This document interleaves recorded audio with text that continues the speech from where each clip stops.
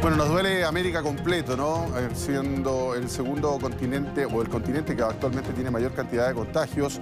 Nos duele Brasil, pero también nos está doliendo el Perú, Mariana Schmidt. ¿Qué tal? ¿Cómo estás? Hola, ¿cómo estás? Muy buenos días. Nuestros vecinos también estamos nosotros muy preocupados de lo que ocurre con ellos. Y el caso de Perú, fíjate que ya está superando los 92.000 casos y más de 2.600 los fallecidos por coronavirus. Y en ese contexto, ponga atención a lo siguiente. El presidente de la Sociedad Peruana de Medicina Intensiva ha hecho una alarmante revelación. Ha hablado Jesús Valverde, que señaló que en Lima, donde se concentra el mayor número de casos, ya se está haciendo una selección de pacientes graves de acuerdo a la posibilidad de recuperación. Esto quiere decir que los médicos ya están afrontando el dilema ético ante la poca disponibilidad de camas en las unidades de cuidados intensivos, y eso está afectando directamente a los adultos mayores. En definitiva, se les está dejando de lado por su pronóstico, porque su recuperación es bastante bajo frente a un adulto joven, y también por el riesgo de morbilidad que tienen. Valverde además cuestionó que las autoridades del gobierno aseguren que aún hay unidades para atender a los pacientes que necesitan ventilación mecánica. También discrepó con la afirmación del presidente Martín Vizcarra de que ya se llegó a la meseta de esta enfermedad cuando hablamos de la curva, ¿verdad? Dijo que si eso fuese así, no habría un incremento de pacientes en emergencias. Al contrario, se hubiera mantenido la misma cantidad del día o de ayer o de la semana. Sin embargo, la cantidad de pacientes está incrementándose cada vez más. Entonces, aún se está en ascenso. Recuerdo perfectamente cuando nosotros hablábamos de esta situación en los países europeos, cuando estaba el dilema ético. Sí. ¿Y eso qué quiere decir? Que en la unidad de cuidados intensivos, como están colapsados, a los pacientes de la tercera edad se les deja de lado y se le da prioridad a quienes tengan más probabilidades de vivir. El adulto joven y los niños. Acá en Está Chile pasando con uno de nuestros vecinos. Sí, la mesa social COVID-19, a través del rector de la Universidad Católica, precisamente redactaron un protocolo cuando tengamos que enfrentar en algún momento seguramente este dilema ético. Vamos a Estados Unidos. El presidente Donald Trump le respondió en las últimas horas duramente a su antecesor. Hablamos de Barack Obama, lo calificó como un presidente incompetente luego de las críticas realizadas por el exmandatario sobre el manejo de la pandemia.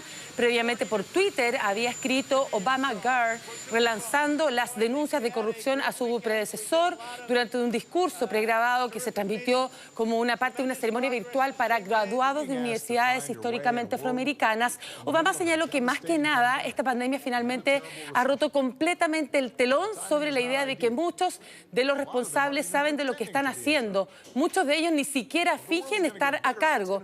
Es la segunda declaración de este tipo, que ya recordemos que la primera fue la semana pasada durante una conferencia privada en la que Obama había descrito a Trump por enfrentar la pandemia del coronavirus como un enfrentamiento, ¿verdad?, y una gestión caótica y desastrosa.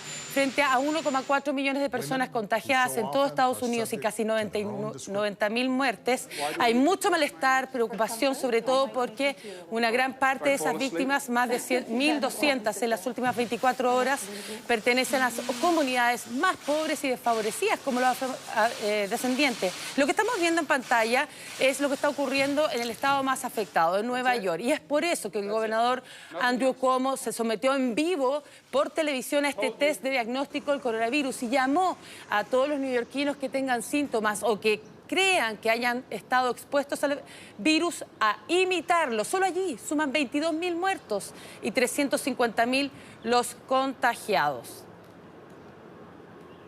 Vamos a Brasil. Primero contarles que América Latina y el Caribe ha superado los 500.000 muertos confirmados por coronavirus, que es la situación que tú decías a nivel regional.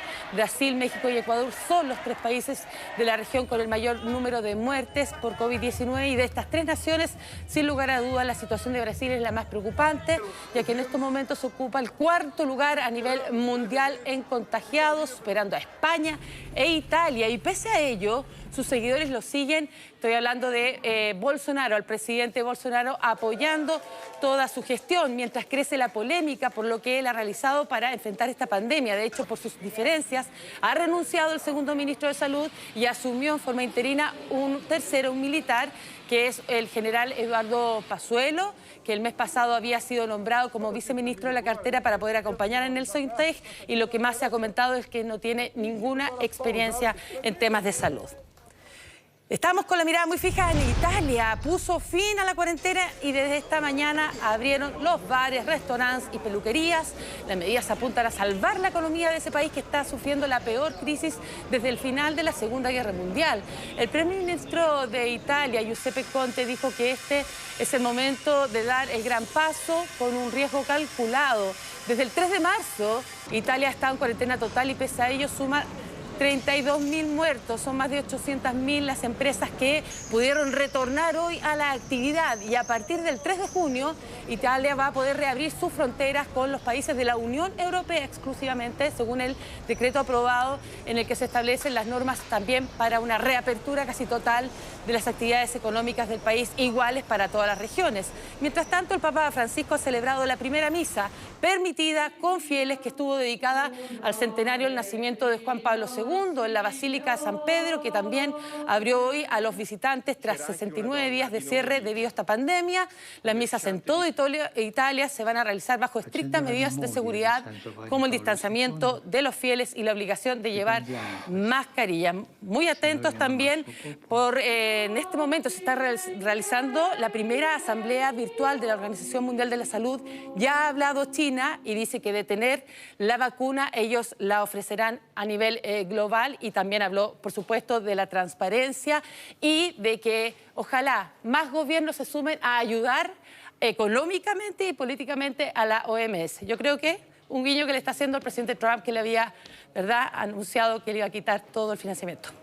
Absolutamente. Bueno, vamos a ver, nosotros tenemos que mirar con mucha atención lo que pasa en el hemisferio norte, especialmente con los países que están soltando un poquito las medidas como Italia y España. Vamos a ver qué es lo que pasa con ellos. Muchísimas gracias, Mariana Smith. Que estés muy bien. Chao, buenos días. Buenos días.